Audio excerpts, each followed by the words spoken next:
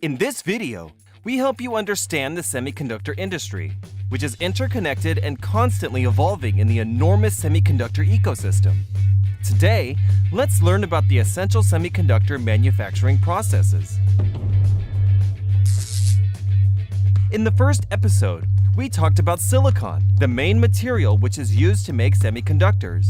In order for silicon to turn into a semiconductor chip, it needs to go through the essential processes of wafer manufacturing, oxidation, photolithography, etching, deposition and ion implementation, metal wiring, EDS, and packaging. Let's take a closer look at these processes. Semiconductors are stacked high and solid to form a complex structure, similar to a high-rise building. Constructing a building starts with the foundation.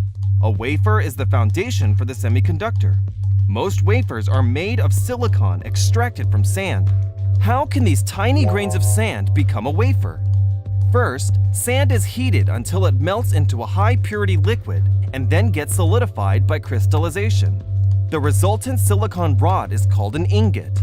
These ingots are sliced into a disc, thinly sliced wafers. The surface of sliced wafers is rough and contains defects, so polishing machines are used to polish the surface of the wafer. The reason is that defects on the surface could negatively affect the precision of circuits. If you look at a photo of wafers, you can see a grid pattern on the surface. Yes, the word wafer comes from biscuit wafers. A wafer made this way is the main material for semiconductors. Because the larger the diameter is, the greater the number of chips that can be produced per wafer is. So, the diameter of wafers is becoming larger. Because the resultant thin disc-shaped wafer is not conductive yet, a process to make wafers semi-conductive is required. First, wafers go through the oxidation process.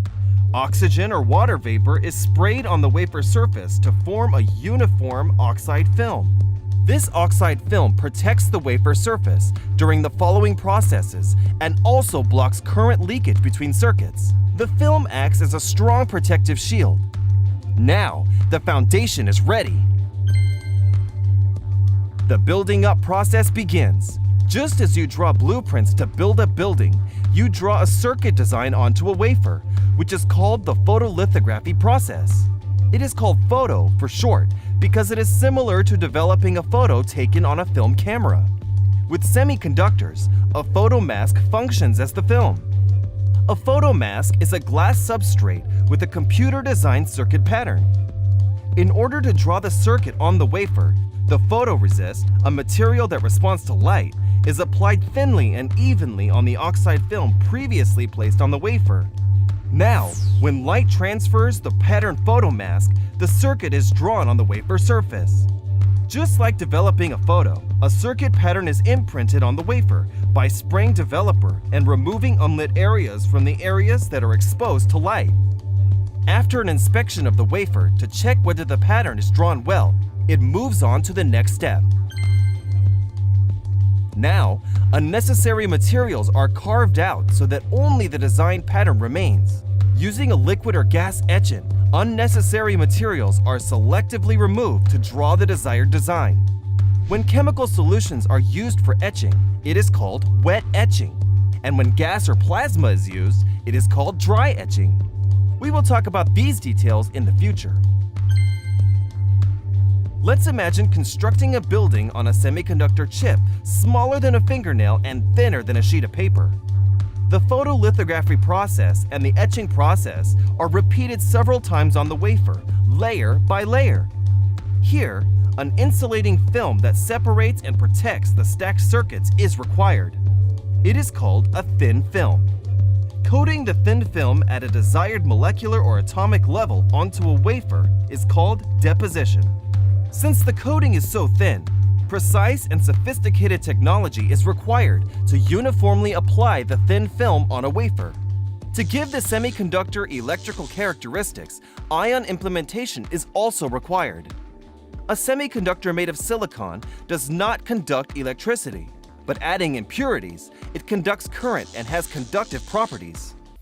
In summary, through the wafer manufacturing, oxidation, photolithography, etching, deposition, and ion implementation processes, the wafer becomes conductive and numerous circuits are drawn on it. Now, in order for this circuit to work, an electrical signal must be applied. It is necessary to create a path for electricity to pass through according to the circuit pattern. This process is called the metal wiring process. It is a process that allows electricity to flow by depositing a thin metal film using materials such as aluminum, titanium, or tungsten so that electricity can pass through the semiconductor well. The chip manufacturing processes are now coming toward completion. The next step is EDS. This is the process of testing to ensure flawless semiconductor chips. In other words, it is a testing step to sort out defective chips. Yield is a percentage of prime chips relative to the maximum chip count on a single wafer. The semiconductor chips selected through the EDS process are made in a form suitable for devices. This is the last process, the packaging process. The wafer completed through the previous steps are cut into individual semiconductor chips that can be loaded on an electronic device.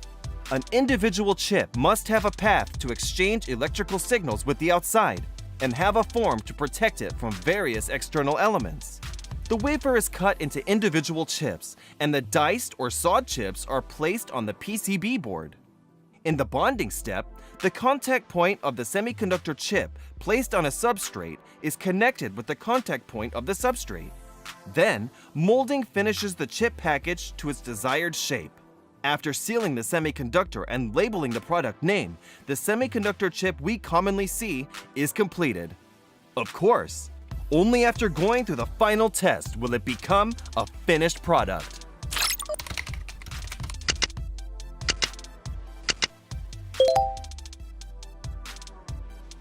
Today, we learned about the essential processes that produce semiconductor chips.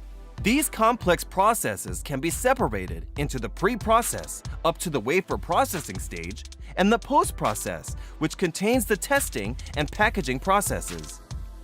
We hope you now have a better understanding of how a semiconductor chip is manufactured.